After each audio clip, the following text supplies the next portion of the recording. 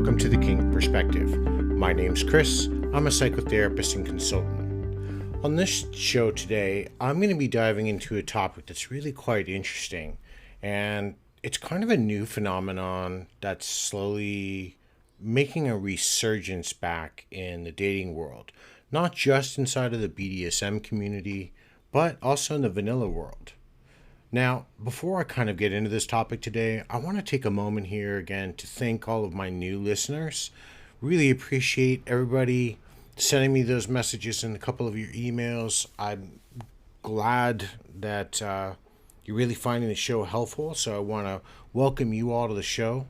And I want to say, if you really do enjoy the discussions that I have here, and on occasion when I host some guests, can you please take a moment just to like, subscribe, rate me 5 stars on whatever favorite podcast platform you listen to me on? Your support really does help me reach more people, and it continues to provide, the valuable content for our community that we really need to listen to and hear. So let's get into today's discussion. Now, I want you to imagine this. You meet someone, the chemistry's fire, everything's sparking just right. You're clicking, you like the same things. Everything seems perfect. But after a few dates, they vanish without a trace. Then, just as you're starting to move on, a couple months down the road, kind of pop back in your life and they act as nothing happened at all. This cycle of intermittent connection can be incredibly frustrating and confusing for a lot of people.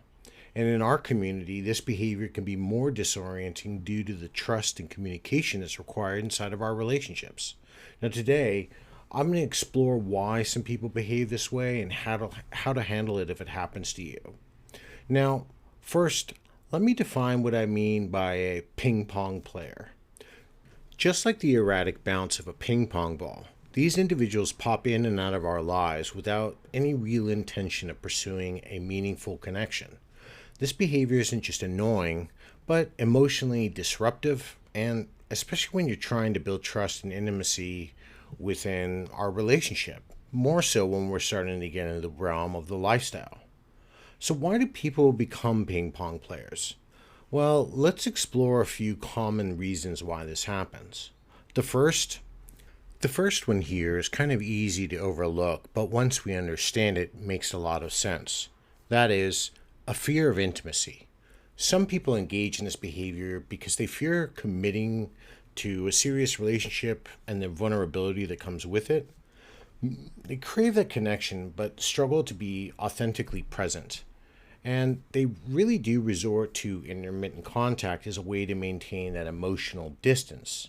And here's where attachment styles really do come into play. And I have spoken about these before, traits that submissives or dominants, which isn't really gendered either way, but it really just goes kind of to the person. So first, we'd be looking at anxious attachment. This is individuals with this attachment style that crave intimacy but fear abandonment.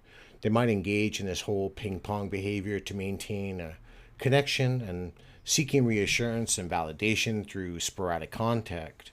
But their fear of rejection often leads them to withdraw quite easily. And in the world of BDSM, someone with an anxious attachment style might constantly seek validation from, let's say, their submissive or their dominant, only to retreat when the relationship begins to deepen. This can create a cycle of intense engagement followed by abrupt withdrawal, leaving their partner confused and really hurt. The next one, we're looking at avoidant attachment styles. Now, these individuals value their independence. They might enjoy the initial stages of a relationship, but become overwhelmed when it starts to demand more emotional investment, and it causes them to retreat. Within our lifestyle, the avoidant partner might engage enthusiastically in scenes and play, but shy away from the whole emotional aftercare or discussions about future plans, leaving their partner feeling maybe a little bit abandoned. And finally, we have the anxious avoidant. Those with this style desire closeness, but also fear it at the same time. This leads to ambivalent behaviors where they engage briefly without fully committing or risking emotional exposure. This really here can be particularly challenging within the BDSM context. where the push and pull dynamic can disrupt the stability and trust essential for these healthy kink relationships that we all enter.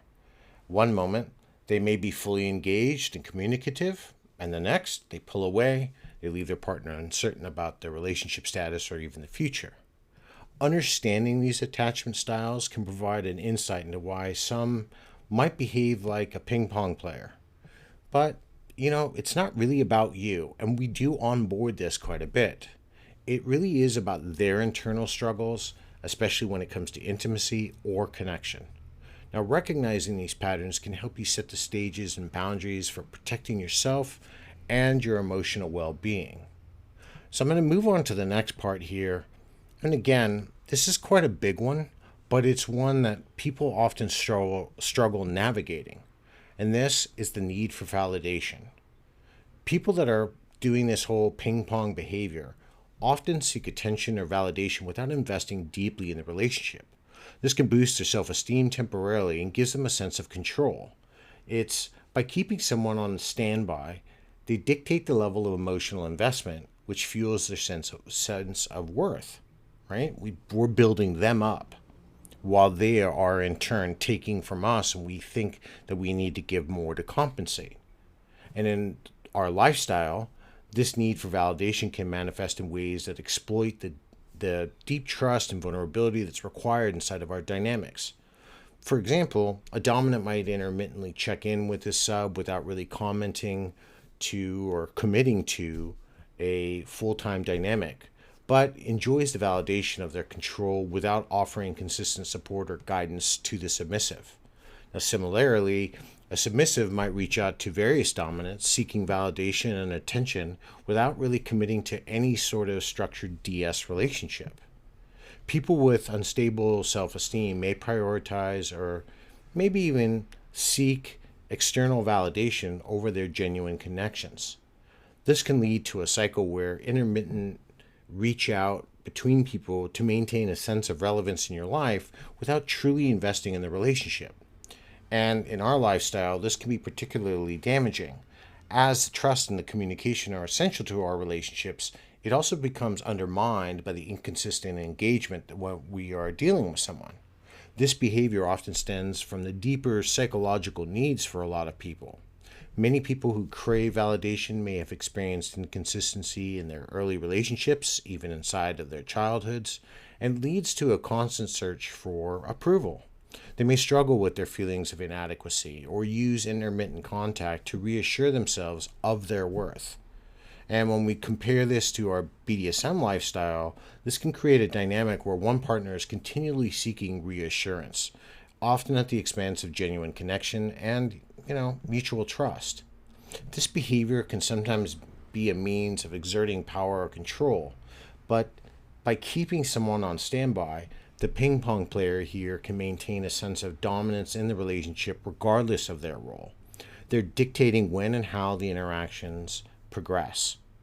This can create a complete power imbalance, and where one partner feels perpetually off balance and unsure or even where they stand inside of the relationship. This dynamic is particularly harmful inside of lifestyle relationships where clear power exchanges are negotiated in the beginning and they're consensual. They're not supposed to be manipulated or one-sided.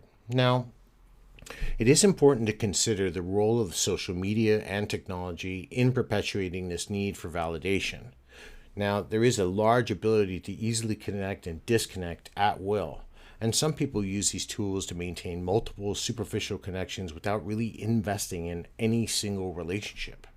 This can lead to fragmented sense of self-worth and really reliant on the number of messages or likes they receive rather than the depth of the genuine relationships that they're involved in. Now, finally, this really is the big punch inside of these archetypes of the ping pong players, and this is the lack of self-awareness. Now, sometimes these players that seem to be jumping back and forth are simply unsure about their own feelings or intentions. They might genuinely like someone, but they feel uncertain about wanting a committed relationship. And it does lead to a lot of sporadic contact. They're emotionally unavailable individuals or not really in touch with their own feelings, and they may struggle to form meaningful connections. Their pattern of reaching out sporadically reflects on their internal conflict of uncertainty about themselves and their goals. Inside of the lifestyle, where communication about our needs and our boundaries is really on the forefront of what we do, this lack of self awareness can be particularly harmful. A dominant who is unsure of their own desires and boundaries might give mixed signals to their sub, leading to confusion and hurt. And similarly, a submissive who's not really in touch with their own limits might struggle to communicate effectively, resulting in unsafe or even unfulfilling scenes. This behavior can indicate deeper issues of emotional unavailability. Individuals who are not in touch with their own feelings, values, or needs may find it difficult to be consistent, maybe find it really difficult to have a strong presence in someone else's life. Their intermittent engagement here is a reflection of their internal chaos and uncertainty about themselves. And inside of our community, and I'm sure we've all seen it, where self-awareness and clear communication is very key, this lack of self-awareness from certain individuals can be a particularly problematic behavior to deal with. It's really crucial for both partners to be clear about their intentions and emotional availability, but unfortunately, people do hide it. And this whole lack of self-awareness can also lead to inconsistent behavioral relationships. Someone who doesn't deserve or doesn't understand their own needs, desires, may flip-flop between intense engagement and sudden withdrawal. And it does leave their partner feeling ungrounded and unsure. This inconsistency here can really erode trust, and it makes it difficult to build any type of stable or satisfying relationship with anyone. So how do we really handle this ping-pong player? Well, here's a couple tips for you. First, you have to set clear boundaries. You have to communicate your expectations and limits. If someone isn't able to meet them, it might be best to just move on. And especially inside of the lifestyle, this definitely means clearly outlining your needs for consistent communication and maybe even emotional engagement. Number two, you really need to start recognizing the patterns. Pay attention to the behaviors. Don't make excuses for inconsistency. Understanding this behavior is not about you, but it's about the emotional and internal struggles that can help you detach, if you need to make healthier choices for yourself. Three, you got to focus on yourself. Ensuring your own emotional well-being is a priority. Engage in self-care, maybe get some support somewhere if you need it. But as far as the BDSM community goes, finding friends or mentors who understand your dynamic can be really helpful to navigate when some of these situations are kind of going sideways. And finally, seek consistency. Look for partners who show consistency in their actions and their communication. Trust and reliability are key here in any type of relationship, but more so inside of our lifestyle.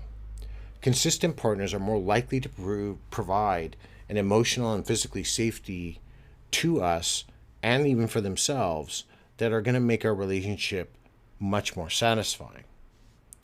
Now, I can think of a couple of times when I've run into people like this in my life. They take time off and they pop back in and they want you to boost them up and tell them how much you care and all of these things. And then poof, they take off again. And what it does is, you might have even heard the term emotional vampires. It's not so much this. It's really about the inconsistencies and the things that they're feeling. But there is a massive amount of damage, emotional damage that they do along the way. And we really need to highlight these things and take a look at these things and understand that these things unfortunately do happen and we run into these people. You don't want to blame yourself, but what you do want to do is to make sure you start seeing some of these warning signs. If you constantly see that the reciprocation in a relationship is maybe not balanced, and I'm not talking even like 60-40, if it starts going above that, you might want to question somebody's, stance or consistency or their investment inside of the relationship. It's always about protecting ourselves first, especially emotionally, from someone who might emotionally harm us. So, I want to ask, have you ever experienced being in one of these types of ping-pong type relationships? I know these types of people aren't easy to spot, But I think we all have had that one person in our life that we sometimes let come back in and try to weasel their way or try to get something out of us. Maybe they need money or a place to stay, and they use all these things against us. But, have you ever had that experience? Let me know in the comment section below.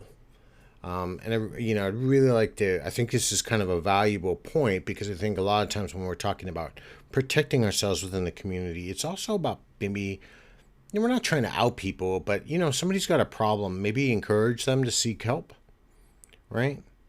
Because we're not trying to get them to feel even more isolated. We really want them to heal.